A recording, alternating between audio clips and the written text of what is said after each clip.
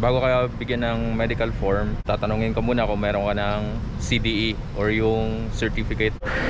10 years tayo mga kabarako.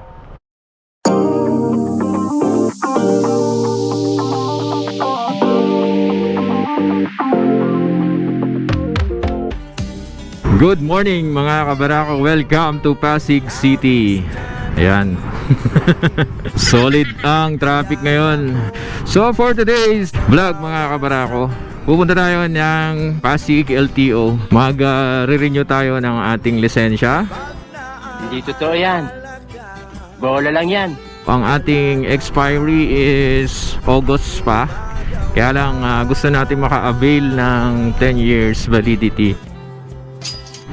At ang pagkakaalam ko, ang isa sa requirements is kailangan mo mag-renew ng iyong lisensya 60 days before yung actual na expiry ng iyong license.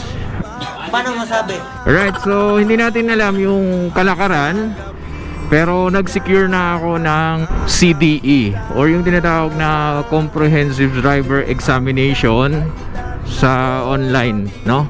Sa online portal, sa LTMS portal yun mga kabarako. Yan, so mamaya na lang kita-kita tayo pag nandun tayo sa LTO. Alright, let's go, let's go! A few moments later. Yan, nandito tayo ngayon sa LTO. Magbiring na tayo ng license. Ayun si Mr. Barako. Kuha siya ng medical certificate. Nagka-medical na tayo. Bago ka bigyan ng medical form, tatanungin ka muna kung meron ka ng CDE or yung certificate ng exam sa LTO. Tapos titingnan yung lisensya mo, no? So ito yung form na binigay sa atin. Pilapan muna natin to, tapos ibabalik na natin sa kanila, no? Let's go! 10 seconds later. Nakuha na natin yung medical result. More on eye check tsaka hearing check mga kabarako. So pag medyo malabo ang mata nyo, kailangan make sure na meron kayong salamin. Hindi totoo yan. So nakuha na natin yung ating medical certificate. Ito na. So papasok na tayo sa loob ng LTO para tanungin natin ang proseso, no? So bawal mag-vlog sa loob, kaya lalabas na lang ako para sabihin yung mga proseso, ano? 5 minutes later. Yun, update natin mga kabarako. Hindi kami natuloy sa license renewal kasi offline ang LTO. Bakit parang masama ang loob nyo, ha? Nationwide daw, offline na yan. So Monday na lang kami babalik. Ang importante is nakapagpa-medical na tayo. At saka yung validity naman ng medical is 2 months. The next day. Yun, good morning mga kabarako.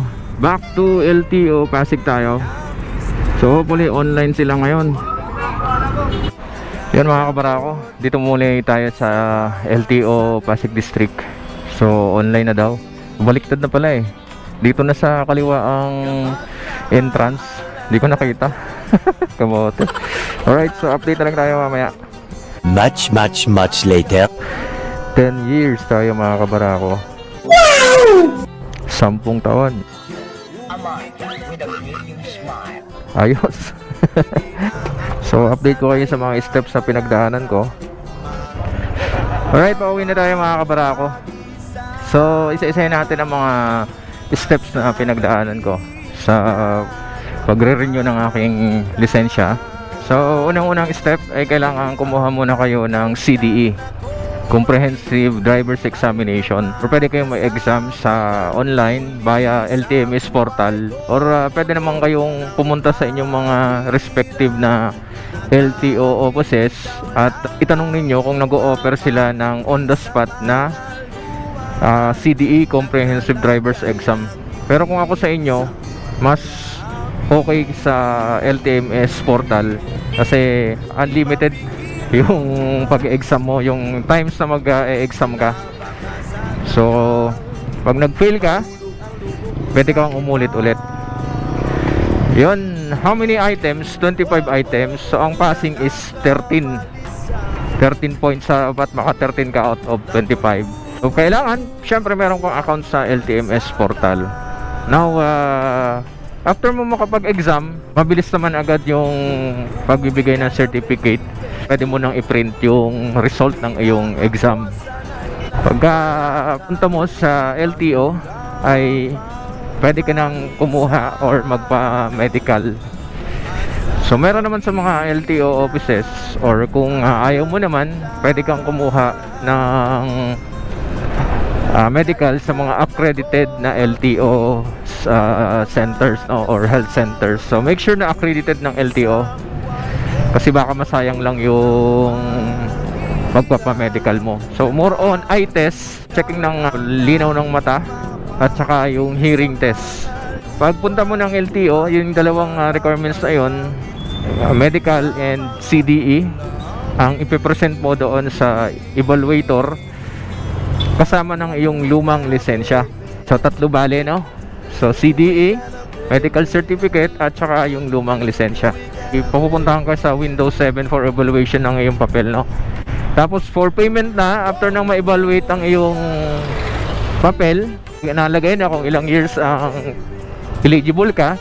So diretso ka na sa cashier for payment. Walang bayad-bayad yung kaibigan ko yun. So 585 lang ang binayaran ko lahat. So all in all, ang binayaran ko is 1,085 medical and license renewal. So after mo magbayad, babalik ka sa window 6 dito sa Pasig LTO. So again, iba-iba naman yan, depende sa inyong LTO offices.